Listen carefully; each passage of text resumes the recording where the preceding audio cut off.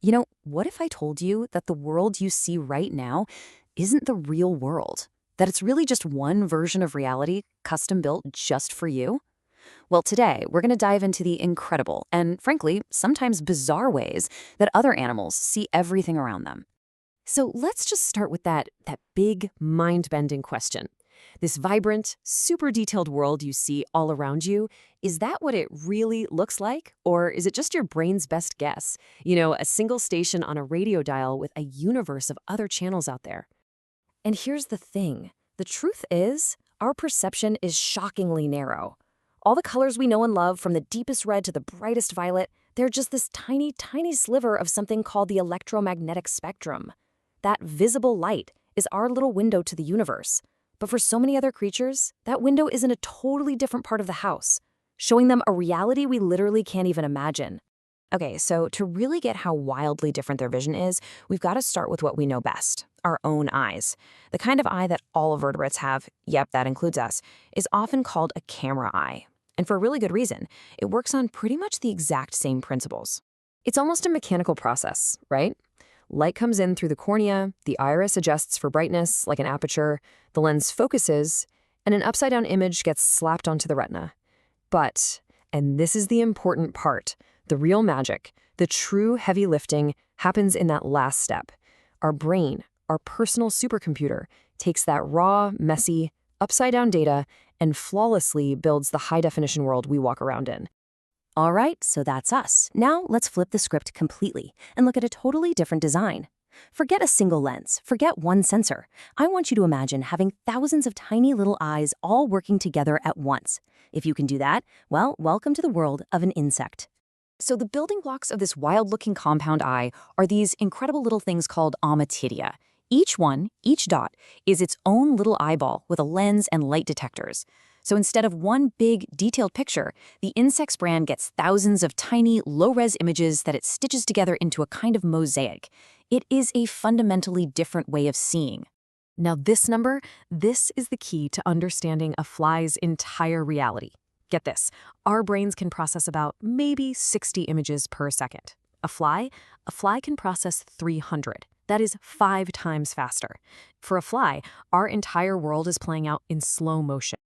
And this quote just nails it, doesn't it? It perfectly explains what that speed means. Where we see a smooth movie, a fly would just see a slideshow. Click, click, click.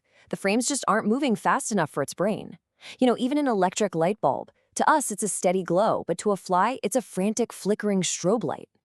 So here is the essential trade-off. We get this incredible, crisp detail, but we have to focus on one thing at a time, and our processing is, well, it's kind of slow in comparison.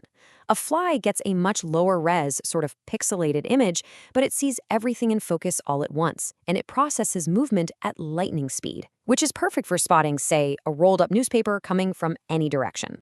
And this whole idea of trade-offs, it isn't just about what kind of eye you have. It's about your entire survival strategy. How an animal sees the world is directly, and I mean directly, tied to its place in the food chain. Are you the hunter, or are you the one being hunted? So let's talk about resolution for a second. That's all about how densely your light receptors are packed onto your retina. We humans have a pretty respectable 200,000 per square millimeter. Not bad. But check out the buzzard. It has 1 million, a full 1 million. That's 5 times our visual density. That's what a real eagle eye is, the ability to spot a tiny mouse from hundreds of feet up in the air. And where those eyes are placed, that changes everything. Predators, like that buzzard, have eyes right in the front of their head. This creates an overlapping field of view. We call it binocular vision, and it is absolutely essential for judging distance and depth. You need that to catch your dinner. But prey animals, like a rabbit, their eyes are on the sides of their head. They give up that pinpoint depth perception for an almost 360-degree view of the world. Their goal isn't to focus on a target. It's to detect any threat from any direction. Okay, so we've talked about the structure, the processing speed, the placement, but now we get to what might be the most mind-bending difference of all, color. Because the colors that paint our world, they are just a few of the crayons in the box. Think about this. We build our entire universe of color from just 3 types of cones in our eyes: red, green, and blue. That's it. But many birds, they have 5. They are seeing a richness and a variety of hues that we literally do not have the hardware to even comprehend. And then you get into light that is totally invisible to us. Bees can see an ultraviolet light, which makes a plain yellow flower look like a glowing neon landing strip pointing right to the nectar. And a goldfish? It can see both UV and far red light, adding entire categories of color to its world that we don't even have names for. And that really brings us to the most important point. Vision is not a passive window looking out onto one single objective reality. An animal's eye, which has been shaped by millions of years of evolution, actively constructs a version of the world that is perfectly tailored for its survival. A world built for speed, or for detail, or for colors we can only dream of. Which brings us right back to where we started. But now it hits a little different, doesn't it? Our eyes are absolutely magnificent, but they're only tuned to one channel. It really makes you wonder, what other realities are layered all around us, all the time, seen only by the 1,000 lenses of a fly, or the 5-coned vision of a bird? What incredible, vibrant, amazing world are we completely blind to?